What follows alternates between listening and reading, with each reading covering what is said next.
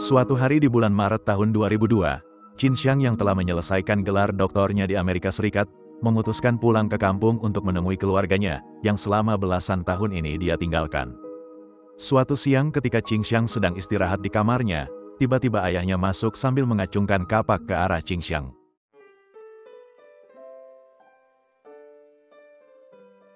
Halo orang-orang baik, terima kasih sudah klik video ini dan selamat datang lagi di channel The Purbas. Saya selalu berharap semoga kalian sekeluarga senantiasa dalam kondisi sehat walafiat ya, semoga rizki kalian berlimpah, dan semoga semua urusan kalian berjalan lancar. Kalau ada di antara kalian yang saat ini sedang sakit, saya doakan semoga lekas sembuh supaya bisa beraktivitas kembali. Zhao Qingxiang lahir pada bulan Juni tahun 1972 di Zhaoyuan, kota Yantai, Provinsi Shandong. Qingxiang lahir di keluarga yang bisa dibilang miskin, mengingat di tahun tersebut, Cina masih mengalami kesulitan ekonomi, terutama bagi mereka yang tinggal di kawasan pedesaan. Meskipun demikian, Zhao Yuling yang merupakan ayah Qingxiang, ternyata tidak pernah menyukai kehadiran Qingxiang di tengah-tengah keluarganya. Zhao beranggapan bahwa anak wanita hanya akan menjadi beban. Zhao merasa malu karena istrinya melahirkan anak perempuan. Di masa-masa itu, anak perempuan hanya dianggap sebagai beban saja, sedangkan anak laki-laki dianggap bisa menjadi penopang hidup orang tua di masa depan. Zhao merasa kalau warga desa diam-diam mengejeknya, karena dia tidak memiliki anak laki-laki. 2 tahun setelah kelahiran Qingxiang, Zhao dan istrinya dikaruniai seorang anak laki-laki. Zhao yang sangat bahagia dengan kehadiran putranya tersebut, mulai memperlihatkan sikap pilih kasih terhadap anak-anaknya. Tetapi kebahagiaan itu tidak berlangsung lama. Ketika adik Qingxiang menginjak usia 2 tahun, balita itu terserang penyakit meningitis. Zhao dan istrinya membawa anak itu ke dokter untuk diperiksa, namun dokter hanya mendiagnosanya dengan gejala flu. Adik Qingxiang terus-terusan mengalami demam. Orang tua Qingxiang memutuskan untuk membawanya lagi ke dokter. Namun kali ini, dokter mengungkap bahwa sebelumnya dia telah melakukan kesalahan diagnosa. Dan ketika diagnosanya sudah diperbaiki, kondisi adik Qingxiang sudah lebih parah, di mana dia kemudian didiagnosa menderita penyakit epilepsi. Pengobatan terhadap putra mereka membuat Zhao dan istrinya harus menghabiskan semua uang tabungan mereka. Karena sibuk mengurusi putra yang sakit, orang tua Qingxiang memutuskan untuk menitipkannya kepada sang nenek.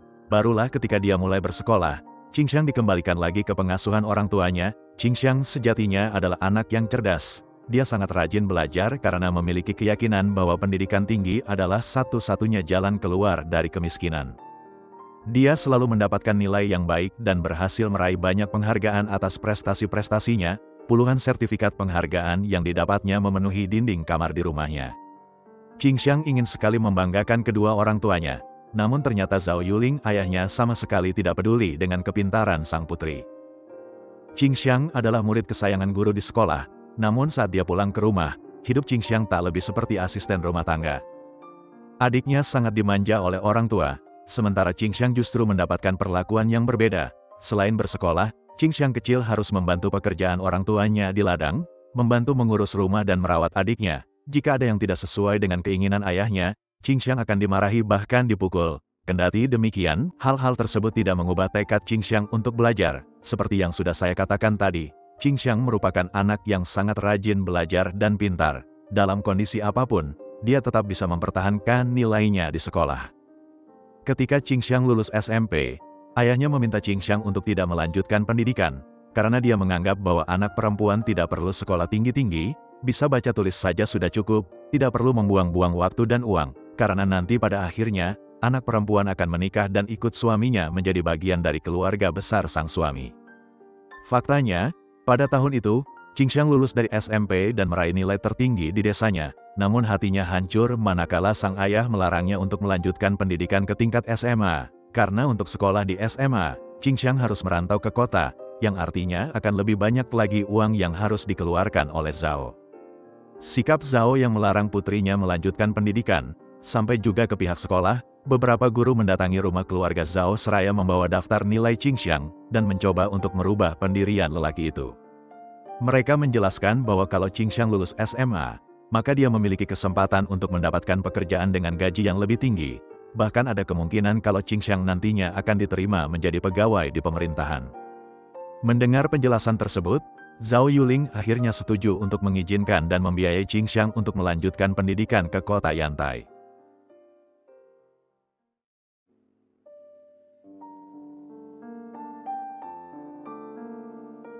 Pada tahun 1987, Qingxiang meninggalkan desanya dan pergi ke kota untuk melanjutkan SMA. Orang tuanya hanya menanggung biaya sekolah, sedangkan untuk biaya hidup sehari-hari, Qingxiang harus bekerja paruh waktu sepulang sekolah. Sementara itu di desa, Zhao Yuling mengalami kesulitan secara finansial, mengandalkan penghasilan dari pertanian masih belum cukup untuk memenuhi kebutuhan seluruh anggota keluarganya. Selain membutuhkan uang untuk sekolah Qingxiang, Zhao masih harus mencari uang pengobatan putranya. Oleh karena itu, setelah selesai dengan pekerjaan di ladang, Zhao mencari penghasilan tambahan dengan menjadi kuli bangunan. Pada tahun 1990, Qingxiang lulus dari SMA dengan nilai yang sangat tinggi. Berita baiknya lagi, dia berhasil diterima di Universitas Nankai yang berada di kota Tianjin melalui jalur beasiswa. Dia menjadi mahasiswi pertama dari desanya yang diterima di sana. Universitas Nankai adalah salah satu yang terbaik di Cina. Pada sekitaran tahun 80 sampai tahun 90-an, masuk ke universitas yang bergengsi adalah prestasi besar, dan Qingxiang bahkan berhasil masuk dengan beasiswa penuh. Berita tentang Qingxiang yang diterima di Universitas Nankai menyebar dengan cepat di desa asalnya. Banyak orang yang mendatangi rumah Zhao Yuling untuk memberikan ucapan selamat kepadanya. Tapi alih-alih merasa senang, Zhao malah tampak kesal dan marah atas keputusan Qingxiang melanjutkan pendidikan ke universitas. Zhao selanjutnya mendatangi Qingxiang di kota dan meminta anak gadisnya itu agar tidak melanjutkan pendidikan ke universitas. Ayahnya mengatakan bahwa dia tidak mampu lagi untuk membiayai pendidikan Qingxiang, karena semua uang tabungan mereka sudah habis untuk biaya hidup di desa dan untuk biaya pengobatan saudaranya. Qingxiang memohon kepada ayahnya dan berkata bahwa dia mendapatkan beasiswa, jadi biaya pendidikannya nanti tidak akan menjadi beban ayahnya. Qingxiang juga berjanji bahwa dia akan bekerja untuk kebutuhan sehari-harinya. Selain itu, Qingxiang juga berkata bahwa dia akan menyisihkan uang setiap bulan untuk dikirim ke desa. Zhao merasa kalau penjelasan putrinya dapat diterima. Selain itu, Zhao paham bahwa setelah Qingxiang meraih gelar sarjana, putrinya bisa mendapatkan pekerjaan dengan gaji yang besar, sehingga nantinya, Qingxiang bisa membantu perekonomian keluarga mereka. Alhasil, Zhao setuju dan mengizinkan Qingxiang untuk kuliah. Berbeda dengan Qingxiang yang tumbuh menjadi gadis mandiri dan haus akan pendidikan, adik laki-lakinya malah tumbuh menjadi remaja yang malas dan manja. Setelah menamatkan SMP, adik Qingxiang tidak mau melanjutkan pendidikannya ke jenjang SMA, di mana dia selanjutnya bekerja secara serabutan di desanya. Namun mengingat kondisi kesehatannya, remaja ini beberapa kali dipecat dan berganti-ganti pekerjaan. Kembali ke Qingxiang di kota Tianjin, di awal masa studinya di universitas, Qingxiang bekerja paruh waktu di sebuah minimarket untuk memenuhi kebutuhan hidupnya. Memasuki tahun kedua di universitas, pekerjaannya bertambah dengan menjadi guru di sebuah tempat bimbingan belajar. Menjalani kehidupan sebagai mahasiswa dengan dua pekerjaan sekaligus, membuat gadis 20 tahun ini sangat sibuk dan hampir tidak punya waktu untuk mengurus dirinya sendiri. Namun di lain pihak, Qingxiang mendapatkan gaji yang lumayan besar, sehingga dia bisa mengirimkan sebagian dari penghasilannya untuk keluarganya di desa. Memasuki tahun ketiga di universitas, Qingxiang mulai dekat dengan seorang mahasiswa yang bernama Wei Bing. Sejatinya, Wei Bing adalah teman sekelas Qingxiang di jurusan yang sama. Sejak mereka baru menjadi mahasiswa, Wei Bing sudah gencar mendekati Qingxiang. Akan tetapi, Qingxiang merasa kalau hidupnya sudah terlalu sibuk dan tidak mungkin bisa punya waktu untuk menjalin hubungan romantis. Wei Bing yang memang asli warga Tianjin, tidak pernah menyerah untuk mendapatkan hati Qingxiang, hingga akhirnya saat mereka memasuki tahun ketiga kuliah, Qingxiang tersentuh melihat perjuangan Wei Bing dan menerima cinta pria tersebut. Qingxiang dan Wei Bing sama-sama memiliki hasrat yang tinggi dalam hal pendidikan. Melihat perjuangan kekasihnya yang banting tulang kuliah sambil bekerja, Wei Bing memutuskan untuk membantu Qingxiang, di mana pemuda itu kemudian ikut mencari pekerjaan sampingan dan memberikan gaji dari pekerjaannya itu kepada Qingxiang. Qingxiang bahagia dan merasa bersyukur memiliki Wei Bing. Untuk sesaat, dia bisa mendapatkan kedamaian dan kasih sayang dari kekasihnya itu. Namun kerasnya perjuangan hidup Qingxiang di tahun-tahun berikutnya, bukannya berkurang malah semakin meningkat. Menjelang kelulusan, karena melihat nilai Qingxiang dan Bing yang selalu tinggi, salah satu dosen mereka di universitas menyarankan, agar Qingxiang dan Bing langsung saja melanjutkan pendidikan pascasarjana melalui jalur beasiswa di universitas mereka. Seperti yang sudah disebutkan tadi, Qingxiang dan Bing sama-sama memiliki hasrat yang tinggi terhadap pendidikan. Mereka berdua merasa senang karena mendapat kesempatan untuk melanjutkan pendidikan yang lebih tinggi. Namun di saat yang sama, Qingxiang merasa bingung bagaimana caranya memberitahu sang ayah tentang hal ini. Qingxiang selanjutnya meminta seorang kerabat untuk menyampaikan berita ini ke ayahnya di desa. Zhao Yuling yang mengetahui hal ini merasa kesal, dan langsung mendatangi Qingxiang ke kota Tianjin. Zhao melarang Qingxiang untuk kuliah lagi dan menyuruh putrinya untuk segera pulang setelah meraih gelar sarjana. Zhao berkata bahwa keluarga mereka sangat miskin dan dia sudah kewalahan mencari uang untuk membiayai pengobatan adik Qingxiang yang masih sering kambuh.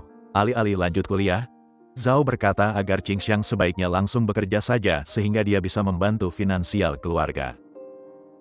Qingxiang memohon kepada ayahnya dan berkata bahwa dia mengambil S2 dengan beasiswa penuh. Dia masih akan tetap bekerja dan mencari pekerjaan dengan gaji yang lebih tinggi supaya tetap bisa mengirim uang setiap bulan kepada ayahnya. Qingxiang berkata setelah dia menyelesaikan pendidikan S2 nanti, dia bisa mendapatkan pekerjaan yang jauh lebih baik daripada yang sekarang, misalnya menjadi dosen di universitas, bekerja di perusahaan asing, bahkan dia mungkin bisa menjadi pegawai di pemerintahan dengan pangkat yang tinggi. Qingxiang berjanji bahwa dia akan tetap bertanggung jawab dan mengurus ayah ibu serta adiknya di masa depan.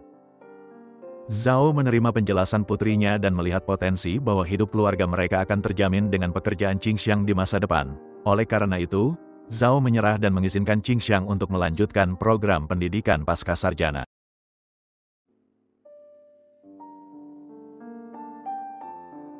Pada tahun 1997, Qingxiang dan Bing berhasil menyelesaikan pendidikan S2 dengan hasil yang memuaskan.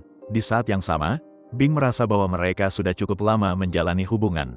Bing kemudian mulai memperkenalkan Qingxiang ke orang tuanya, yang mana sebelumnya, Bing sudah banyak menceritakan tentang kehidupan Qingxiang kepada orang tuanya. Orang tua Bing sangat menyukai Qingxiang, terutama ibunya yang terus menguji dan mengatakan bahwa dia kagum terhadap Qingxiang. Melihat ibunya suka kepada Qingxiang, Bing akhirnya memutuskan untuk mengajak Qingxiang menikah. Pasangan kekasih ini kemudian datang menemui keluarga Qingxiang di desa. Mereka meminta izin kepada ayahnya, namun Zhao menentang pernikahan itu. Zhao merasa kalau Qingxiang menikah, dia tidak akan peduli lagi terhadap keluarganya sendiri, terutama jika Bing dan Qingxiang memiliki anak. Zhao takut Qingxiang tidak akan bisa lagi mengirim uang. Di lain pihak, Bing dan Qingxiang tetap memutuskan bahwa mereka akan menikah. Zhao yang merasa tidak bisa mencegah pernikahan tersebut, dalam upayanya untuk membatalkan rencana pernikahan putrinya, dia meminta mahar dengan nilai yang sangat besar. Akan tetapi, mahar tersebut disanggupi oleh Bing. Beberapa waktu kemudian, pernikahan Bing dan Qingxiang pun dilangsungkan di kota Tianjin, di mana semua biaya pesta ditanggung oleh kedua orang tua Bing. Namun ternyata, tak satu pun dari anggota keluarga Qingxiang yang hadir di pernikahannya. Beberapa waktu setelah pernikahan mereka, Qingxiang dan Bing memiliki keinginan untuk meneruskan pendidikan S3 ke luar negeri. Pasangan ini kemudian mengajukan aplikasi beasiswa ke beberapa universitas di Amerika Serikat, dan ternyata, Qingxiang berhasil diterima di Universitas Teknologi Texas, sementara Bing suaminya tidak mendapatkan jawaban dari universitas manapun. Qingxiang yang merasa senang segera memberikan kabar bahagia ini ke kerabatnya di desa. Mengetahui hal tersebut, Zhao sangat marah, tapi di lain sisi Zhao tidak dapat lagi melarang Qingxiang. Berbeda dengan keluarga Bing, mereka sangat mendukung keputusan Qingxiang untuk melanjutkan pendidikannya ke luar negeri.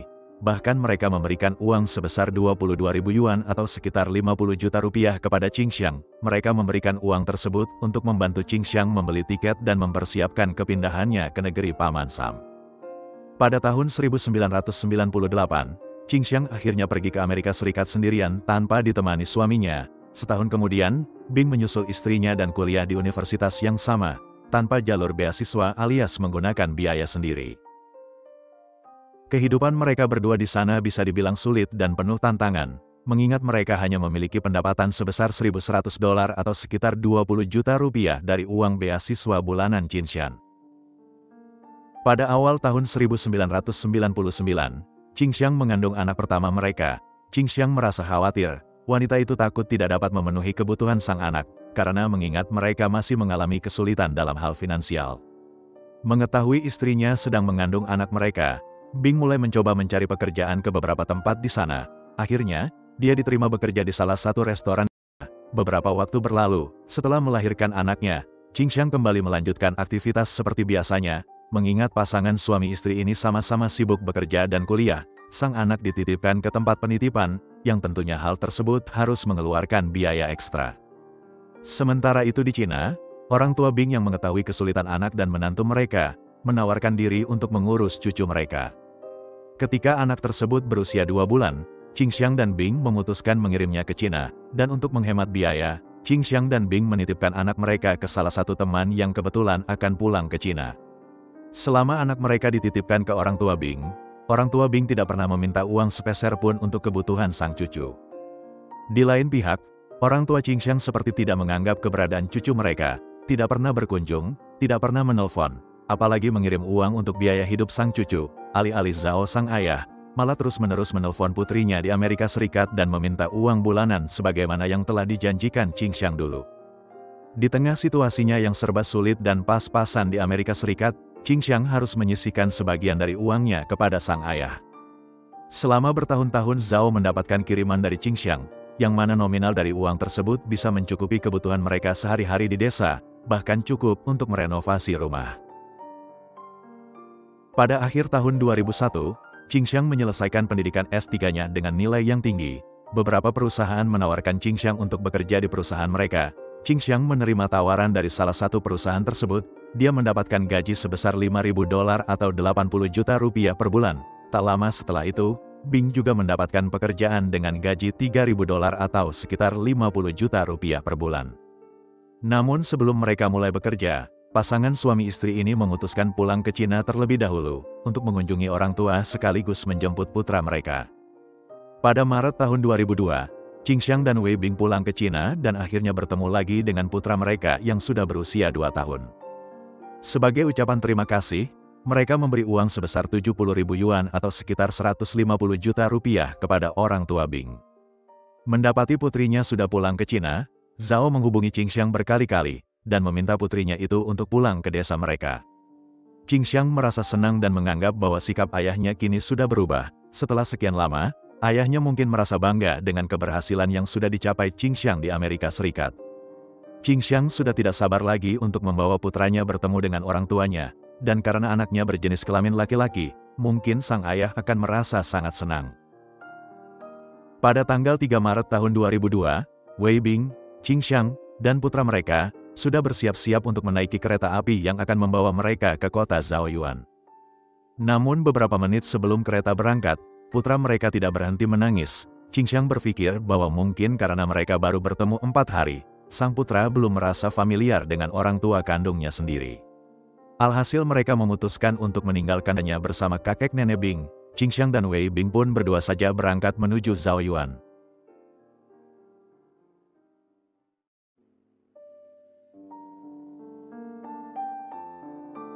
Ketika Qingxiang dan Bing tiba di kampung halaman Qingxiang, mereka disambut dengan gembira oleh keluarga dan kerabat di sana. Zhao menunjukkan wajah bahagianya saat dia melihat anak dan menantunya tiba.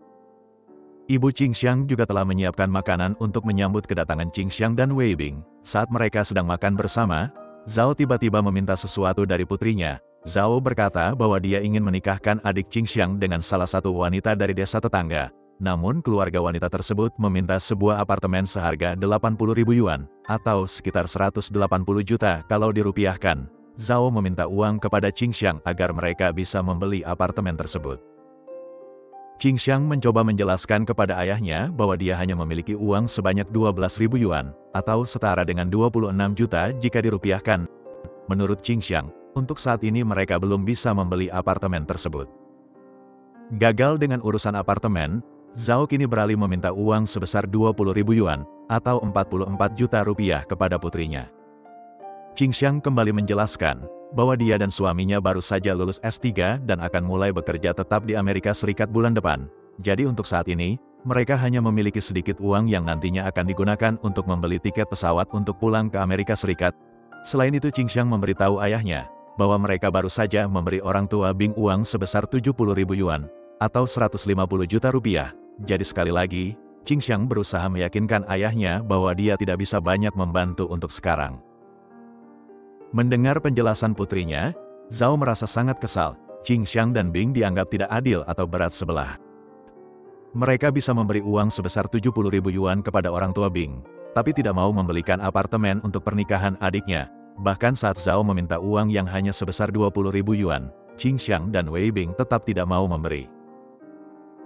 Zhao kemudian menagih janji Qingxiang yang berkata bahwa dia akan merawat adiknya. Qingxiang menjawab, dia tetap akan menepati janjinya, tapi dia butuh waktu beberapa bulan lagi, setidaknya sampai keadaan finansialnya sudah kembali stabil. Wei Bing yang lelah mendengarkan perdebatan istri dan ayah mertuanya, ikut masuk ke obrolan dan berkata, Zhao tidak bisa selalu mendapatkan uang setiap kali dia meminta. Mendengar ucapan menantunya, Zhao menjadi marah, dia menggebrak meja, lalu bangkit berdiri berjalan menuju pintu, membanting pintu tersebut, kemudian pergi dari sana.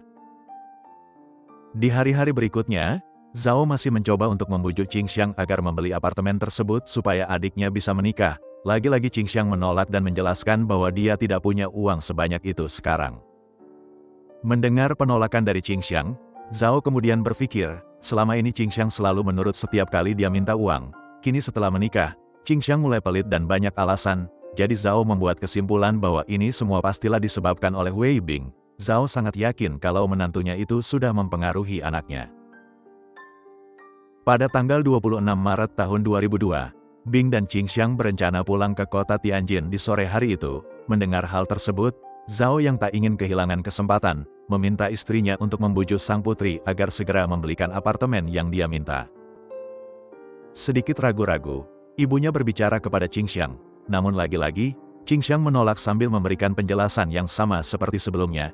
Qingxiang meminta ibunya bersabar dan memberinya waktu untuk mengumpulkan uang terlebih dahulu. Zhao yang mengetahui hasil pembicaraan istrinya dengan sang putri, mulai berpikir bahwa ketakutannya kini sudah menjadi kenyataan, di mana dia merasa bahwa Qingxiang nantinya akan lepas tanggung jawab dan tidak akan pernah membantu keluarga mereka lagi. Zhao juga prihatin melihat nasib putranya yang tak kunjung menikah di usia 30. Gadis dari desa tetangga itu adalah satu-satunya kesempatan yang dimiliki putra Zhao untuk menikah dan memiliki keturunan. Mengingat kondisi pria itu yang sakit-sakitan sejak bayi, sangat sulit bagi pria itu untuk bisa mendapatkan jodoh. Kini Zhao merasa sangat marah terhadap Qingxiang karena sudah menggagalkan rencana pernikahan putra kesayangannya. Siang hari di tanggal yang sama, Qingxiang dan suaminya beristirahat sebentar sebelum meninggalkan rumah orang tuanya. Sementara itu, Zhao masih diliputi dengan amarah yang membuatnya kehilangan akal sehat. Zhao kemudian masuk ke kamar anaknya dan menantunya, guna memastikan apa yang sedang dilakukan kedua orang itu di kamar. Setelah memastikan bahwa mereka sedang tidur, Zhao keluar lagi, mengambil sebilah kapak lalu kembali masuk ke kamar tersebut kemudian menyerang Qingxiang dan Wei Bing secara membabi buta. Beberapa menit kemudian, Zhao keluar dari kamar itu dengan berlumuran darah, lalu duduk di halaman depan rumahnya. Seorang tetangga yang lewat melihat sekujur tubuh Zhao yang berlumuran darah, memutuskan untuk menelpon polisi. Polisi yang menerima laporan tersebut segera mendatangi kediaman Zhao, dan terkejut manakala mereka melihat pemandangan mengenaskan di dalam rumah tersebut. Qingxiang dan Wei Bing tergeletak tak bernyawa di dalam kamar, sementara Zhao, istrinya, dan putra mereka duduk terdiam di meja makan. Zhao kemudian mengaku bahwa dialah yang telah membunuh putrinya dan menantunya. Polisi mengamankan Zhao dan membawa pria itu ke kantor polisi untuk dimintai pertanggungjawaban.